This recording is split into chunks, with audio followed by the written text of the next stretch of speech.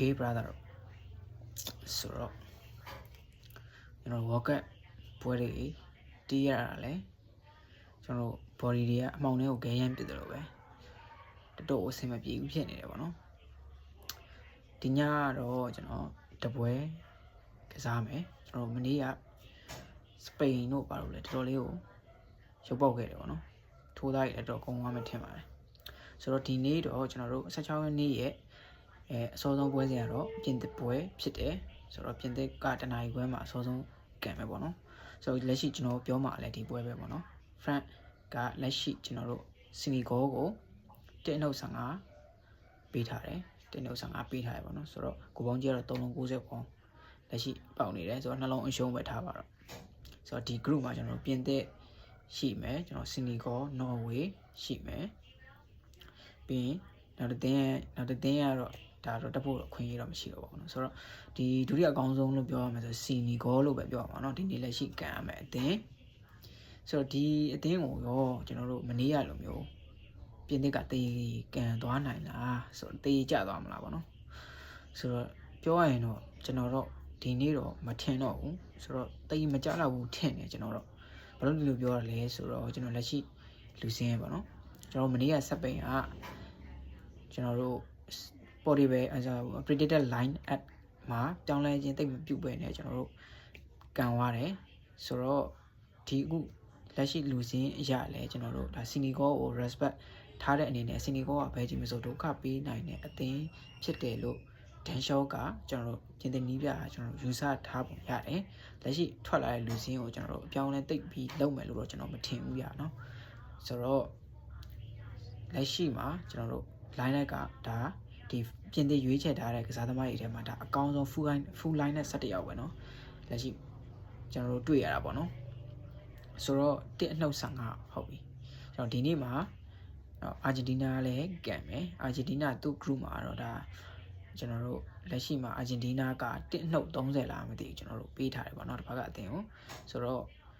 အခုလက်ရှိစီနီဂေါကခုနအာဂျင်တီးနားပေးထားတဲ့အသင်းတဲ့ကျွန်တော်တို့လည်းပဲမြင်ပါတယ်ပေါ့နော်ဆိုတော့ဒီအာဂျင်တီးနားအသင်းတော်မှာ1.35ပေးထားတဲ့အနေအထားမှာပြင်သစ်ကသူ့တက် level 30ကျော်လောက်ပဲနိုင်နေကျွန်တော်စီနီဂေါအသင်းဟာကျွန်တော်တို့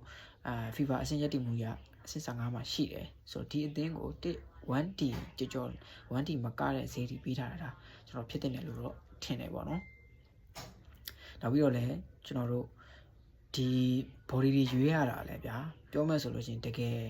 တိုင်ပတ်တယ်ကျွန်တော်တို့တကယ်အမှောင်ထဲကိုတကယ်ခဲနဲ့ပြစ်နေရတယ်လို့ပဲဘာမှတွေးလို့မရဘူးဥမာကြည့်လိုက်ဗျာသုံးလုံးကျွန်တော်နှလုံးအရှုံးတွေဖောက်တယ်တည်ကန်တယ်ရှုံးအဲ့လိုမျိုးတွေဖြစ်နေတဲ့အနေထားမှာကျွန်တော်တို့ body ရွေးရတာတော်တော်လေးကိုမှလက်ပေါက်ကတ်တဲ့အနေထားရှိရပေါ့နော်တိုးပေမဲ့လည်းဒီညတော့ကျွန်တော်တို့ပြစ်လိုက်တဲ့ခဲဟာကျွန်တော်တို့တစုံတစ်ခုကိုထိမယ်လို့ကျွန်တော်ထင်တယ်ပြင်သစ်ကတော့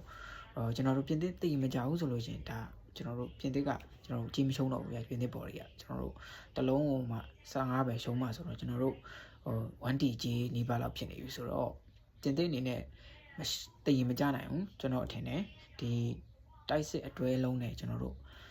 ဘယ်နေရာကိုပဲကြည့်လိုက်ကျွန်တော်တို့တာနေတယ်ဒါကြောင့်မလို့ကျွန်တော်ပြင်သစ်ကိုဒီညရွေးကျင်တယ်ဘော်ဒီရွေးကျင်တယ်ပေါ့နော်ဆိုတော့ဒါဒီပွဲကတော့လုံးဝတနင်္လာရီဝဲမှာကန်ပါပေါ့နော်ဆိုတော့ဒီညကောဘယ်လိုအနေထားရှိကြမလဲအခြားပွဲတွေရောရှိတယ်ကျွန်တော်တို့ဒီညနော်ဝေးလည်းကန်မယ်ပေါ့နော်ဒီညကန်တဲ့ပွဲတွေမှာနော်ဝေးကြီးကတော့အပြင်းဆုံးပဲနှလုံးကို30စားလောက်ထိပေါက်နေတယ်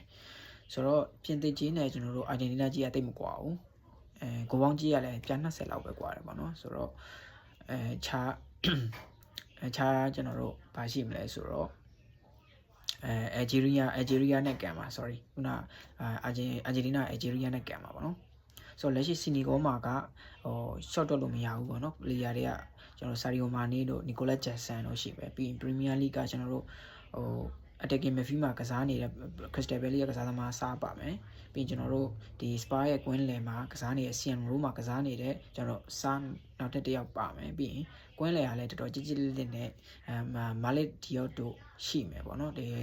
မထန်ကစားနေတဲ့ကစားသမားတွေရှိတယ်ဆိုတော့ဒါကြောင့်မို့လဲပြင်သစ်ကလက်ရှိ predicted line ကတော်တော် full line နဲ့ထွက်လာတယ်လို့တော့ကျွန်တော် ထင်တယ်ဒီလူစင်းအရာဆိုလို့ရှင်တော့ကျွန်တော်တို့မိနစ်90အတွင်းမှာပြင်သစ်ကတကူတော့မဟုတ်2ကူအလောက်ကိုကြည့်ရမယ်လို့တော့ကျွန်တော်ထင်တာပဲပေါ့နော်ဆိုတော့ဒီညကျွန်တော်မနေ့ကကျွန်တော်နားလိုက်တယ်ကျွန်တော်လည်းတော်တော်လေးရွှေဖို့တိတ်အဆင်မပြေဘူးပေါ့နော်ဒီညတော့ကျွန်တော်ပြင်သစ်ပေါ်လေးကြိုက်ပါတယ်